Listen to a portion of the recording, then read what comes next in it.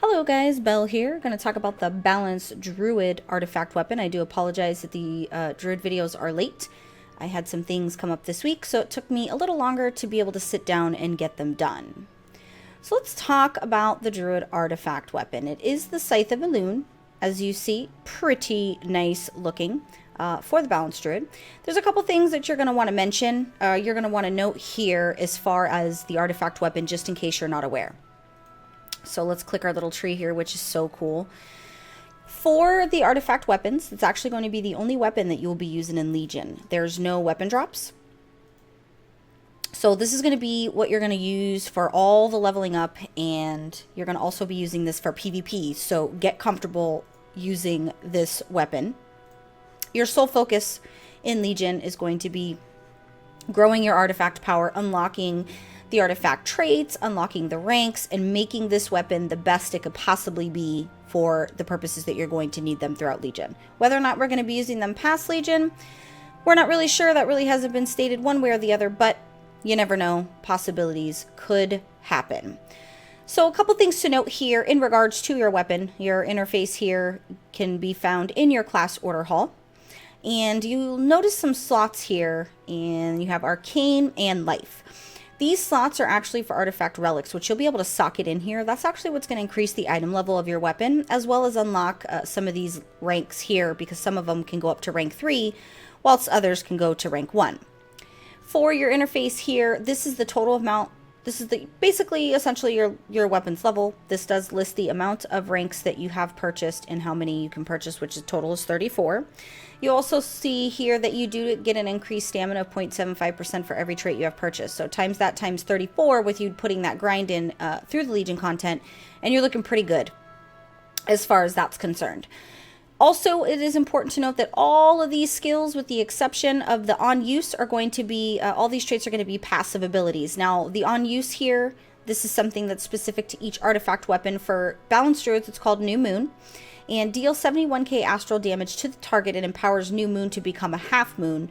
And this generates 10 astral power. Recharge on it's about 15 seconds. So this is going to be pretty powerful for you to put into your rotation. You're definitely going to want to make sure that you macro that so that you can use it as part of your rotation. Now, if you want to see what this looks like as far as spell animation, make sure you check out my Balanced Druid video that I did on the spell and talents. I did a full breakdown on every spec there is, so make sure you go to the YouTube channel, go to the playlist, and find that so that you can see what the animation looks like. I'm not going to show it in this video because this video is strictly dealing with the traits, but I had already done the animations in the spell and talent preview video that I did for the Druids. So let's jump right into the talents, and then after that we're going to take a look at the appearances, which, as you can tell, they're seriously broken.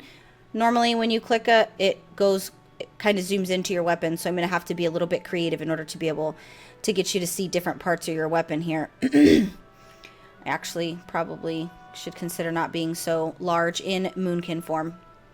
Okay, so let's dive into the traits. We already talked about your on-use ability here.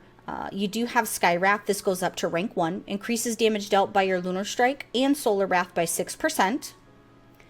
You have Falling Star. This goes up to rank 3. Increases the damage bonus from your Stellar Empowerment by 45%. You have Light of the Sun. This goes up to rank 1. Reduces the remaining cooldown on Solar Beam by 15 seconds when it interrupts the primary target.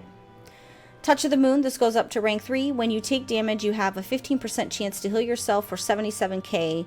Cannot occur more than once every 20 seconds. You also have Dark Side of the Moon, which is actually awesome. Goes up to rank 3, increases the critical strike chance of Lunar Strike by 15%. You have Empowerment. This goes up to rank 3, increases the damage bonus from Lunar and Solar Empowerments by 10%. You have your Moon and Stars. This goes up to rank 1. During Celestial Alignment, each harmful spell you cast grants 3% haste.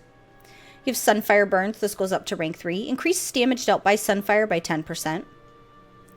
You have Twilight Glow. This goes up to rank 3. Increases damage dealt by Moonfire by 15%. Then you also have Power of Goldrin. This goes up to rank 1. Star Surge has a chance to summon the Spirit of Goldrin, which immediately deals 86k arcane damage to the target. You have Rapid Innervation. This goes up to rank 1. Innervate also grants your target 20% haste for its duration. Solar Stabbing, this goes up to rank 3, increases damage dealt by Solar Wrath by 15%. Echoing Stars, this goes up to rank 1. Each time Starfall deals damage, it also damages another nearby enemy for almost 2k astral damage. You have Bladed Feathers, this goes up to rank 3. Moonkin Form increases your armor by an additional 75%. You have Sunblind, this goes up to rank 1. Increases the radius of Sunfire by 5 yards. And last but certainly not least, you have Scythe of the Stars. This goes up to rank 3, increases the critical strike chance by Star Surge by 18%. So as you see, you do get a lot of beefy talents here that you'll be tasked with unlocking. Of course, that's going to be definitely very, very important. Now, let's see how close I can get in here. Let me turn off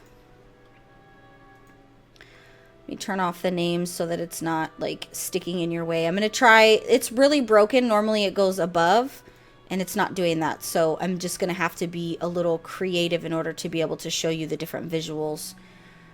You might want to look away from my screen if this is making you nauseous for just a minute so that I think that's going to be the best we're going to be able to do. And I do apologize. I can only work with what I have as far as being able to zone in on the weapon, but this should be this should be just fine for you guys to be able to see.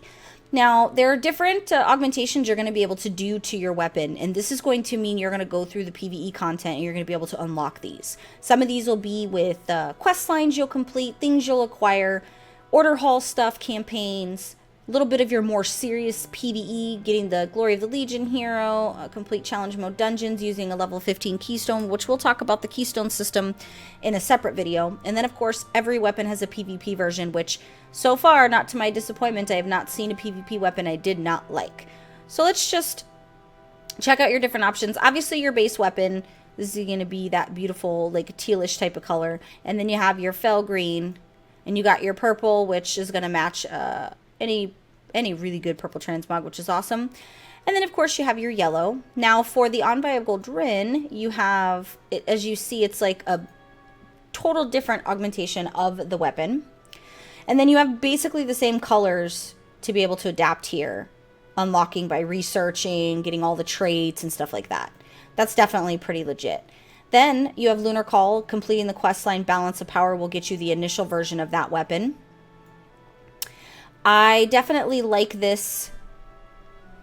Probably, I don't know if I like it more than the original version, but I think it's pretty awesome. And then, of course, you have the green. You have the purple as well. And then you also have the blue, which gives the blade a nice glow. Nightmare's Affliction, this is going to be your PvP. And once again, Blizzard did not disappoint with the PvP version of the weapon. What I like about being able to have, being able to unlock the PvP version, which you'll have to do prestiging, and then completing certain things within PvP to be able to unlock the different colors. But I like that they give you an identifier. As PvPers, we like to be different, and we like people to be able to look at us when we're standing around and know that we're PvPers. That's just part of being a PvPer in that nature, is being able to distinguish ourselves. So I definitely think that this was a step in the right direction, since we're going to be using this weapon, that we get to maintain our PvP identity with a different look. So there you have it. Those are the different appearances that you will have for your Balanced Druid weapon. And if you have any other questions, feel free to comment on the video, and I will make sure that I answer them as soon as I possibly can. If you're new to PWNCAST, make sure you give PWNCAST channel a subscribe so that you can stay up to date on all your Legion news and World of Warcraft news and guides in general. If you're here watching this video, you're already sitting here, why not just give the video a nice little like? Let me know that I'm doing a good job. I'm going to go ahead and get on out of here. If there's anything else you feel you would like to comment, or you want to just discuss the weapon in general, feel free to let me know. Thank you guys so much for watching, and don't forget to like, comment, and subscribe.